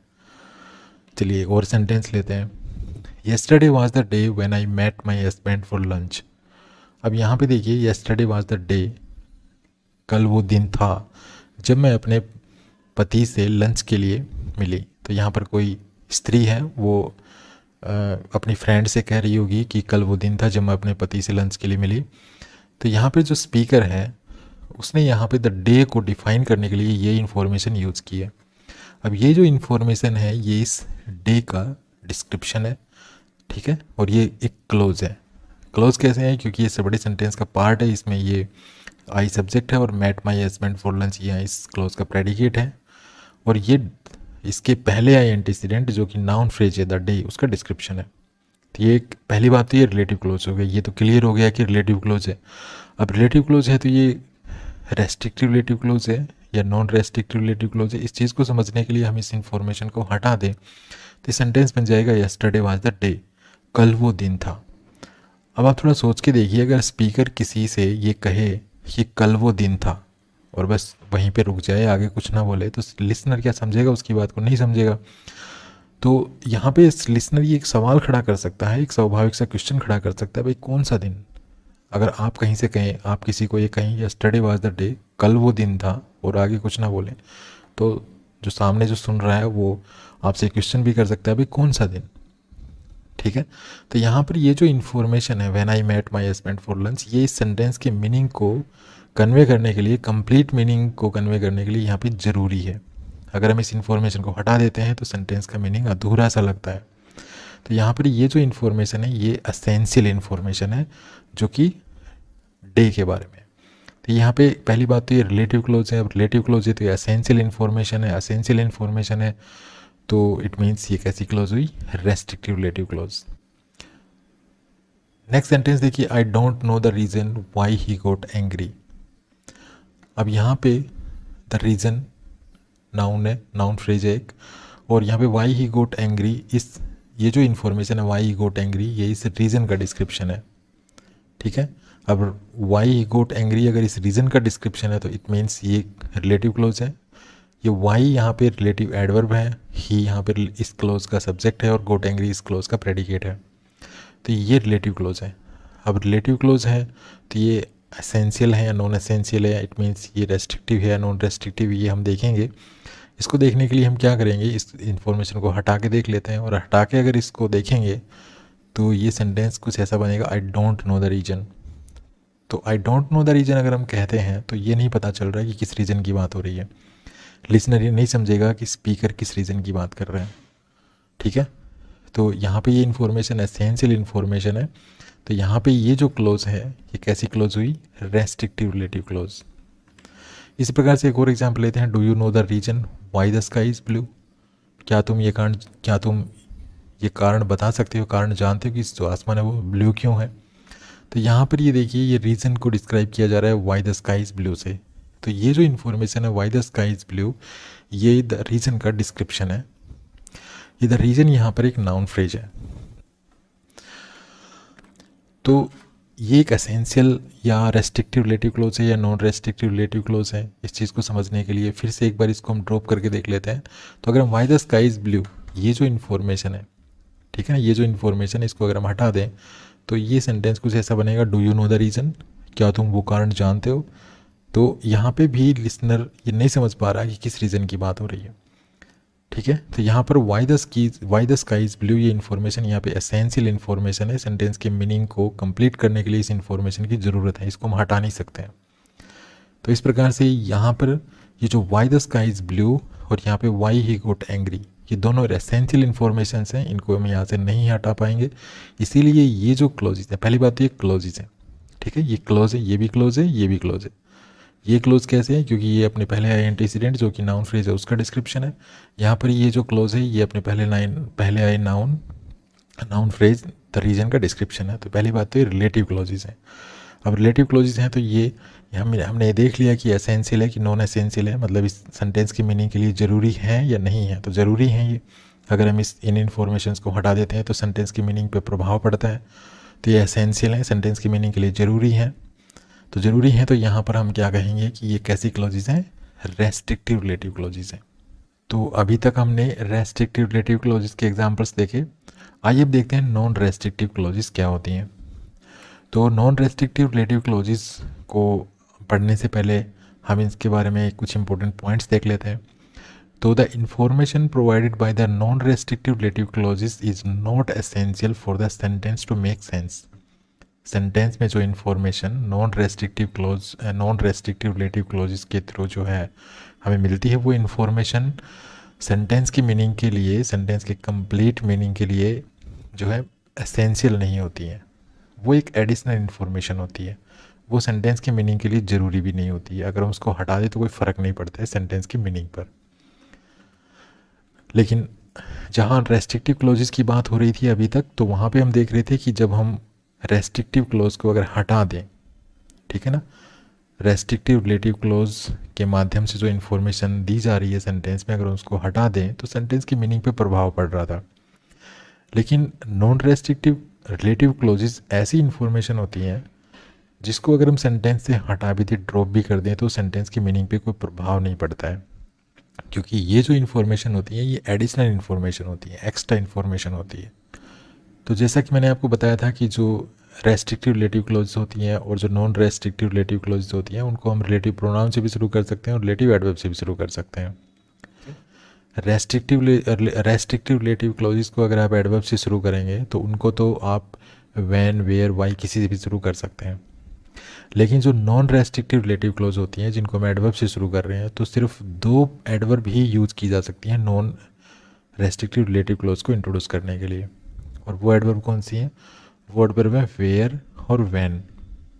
वाई से हम नॉन रेस्ट्रिक्टिव रिलेटिव क्लोज शुरू नहीं कर सकते हैं, ये एक इंपॉर्टेंट पॉइंट है यहाँ पे।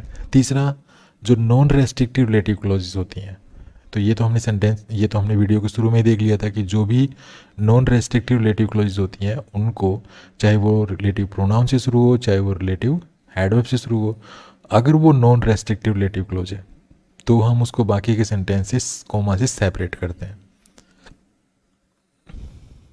चलिए एग्जाम्पल देखिए। एग्जाम्पल है Paris where I want to live is the most beautiful city in the world. अब इस सेंटेंस में ये where I want to live, ये यहाँ पे एक रिलेटिव क्लोज है। क्यों रिलेटिव क्लोज है? क्योंकि ये अपने पहले आए नाउन पेरिस के बारे में इंफॉर्मेशन दे रही है, मतलब ये पेरिस का डिस्क्रिप्शन है यहाँ पे। तो ये जो रिलेटिव क्लोज है, अब हमें ये देखना है कि ये रेस्ट्रिक्टिव रिलेटिव क्लोज है, नॉन रेस्ट्रिक्टिव रिलेटिव क्लोज है। तो इसको अगर हम यहाँ से हटा दें तो हमारा सेंटेंस कुछ ऐसा बनेगा, Paris is the most beautiful city in the world. तो यहाँ पे हम देख रहे हैं कि चाहे स्पीकर ये सेंटेंस बोले, चाहे स्पीकर ये सेंटेंस बोले, दोनों का मीनिंग जो है वो कंप्लीट है। मतलब कहने का मतलब क्या है कि अगर स्पीकर ये सेंटेंस बोले Paris where I want to live is the most beautiful city in the world, तो भी लिसनर समझ जाएगा। और अगर इस इंफॉर्मेशन को, ये जो रिलेटिव क्लोज के रूप में जो इन्फॉर्मेशन यूज़ की गई है, अगर इस इन्फॉर्मेशन को हटाकर भी स्पीकर इस सेंटेंस को बोले और ऐसे कहे Paris is the most beautiful city in the world, तो भी लिसनर समझ जाएगा कि किस पेरिस की बात हुई है, क्योंकि पेरिस एक ऐसी स्थान है, एक ऐसी जगह है जो इस वर्ल्ड में सिर्फ एक ही है। ठीक है, तो कॉमन सेंस की बात है कि अगर इस इन्फॉर्मेशन को ना भी लिखें तो भी हम लिसनर समझ जाएगा कि पेरिस किस पेरिस की बात हो रही है। तो पेरिस क्योंकि एक ही है तो इसके बारे में कुछ एक्स्ट्रा कुछ इसके बारे में डिस्क्रिप्शन देने की ज़रूरत नहीं है।